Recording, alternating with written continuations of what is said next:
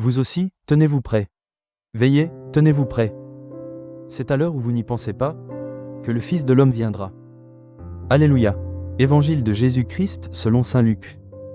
En ce temps-là, Jésus disait à ses disciples: Sois sans crainte, petit troupeau. Votre Père a trouvé bon de vous donner le royaume. Vendez ce que vous possédez, et donnez-le en aumône.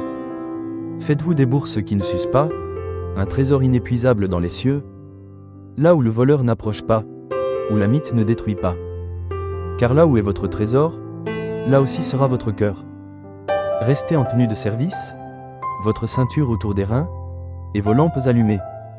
Soyez comme des gens qui attendent leur maître à son retour des noces, pour lui ouvrir dès qu'il arrivera et frappera à la porte. Heureux ces serviteurs-là que le maître, à son arrivée, trouvera en train de veiller. Amen, je vous le dis. C'est lui qui, la ceinture autour des reins, les fera prendre place à table, et passera pour les servir. S'il revient vers minuit ou vers 3 heures du matin, et qu'il les trouve ainsi, heureux sont-ils.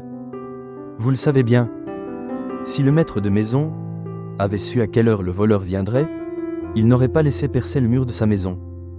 Vous aussi, tenez-vous prêts. C'est à l'heure où vous n'y penserez pas, que le Fils de l'homme viendra.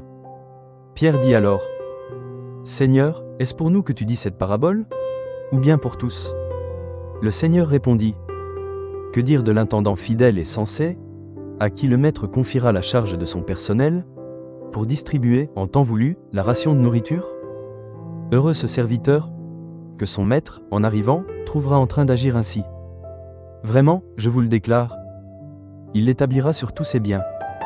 Mais si le serviteur se dit en lui-même: Mon maître tarde à venir, et s'il se met à frapper les serviteurs et les servantes, à manger, à boire et à s'enivrer, alors quand le maître viendra, le jour où son serviteur ne s'y attend pas, et à l'heure qu'il ne connaît pas, il l'écartera, et lui fera partager le sort des infidèles.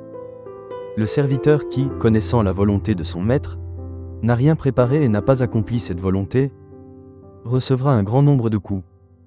Mais celui qui ne la connaissait pas, et qui a mérité des coups pour sa conduite, celui-là n'en recevra qu'un petit nombre. À qui l'on a beaucoup donné, on demandera beaucoup. À qui l'on a beaucoup confié, on réclamera davantage. Acclamons la parole de Dieu. Nous rendons grâce à Dieu.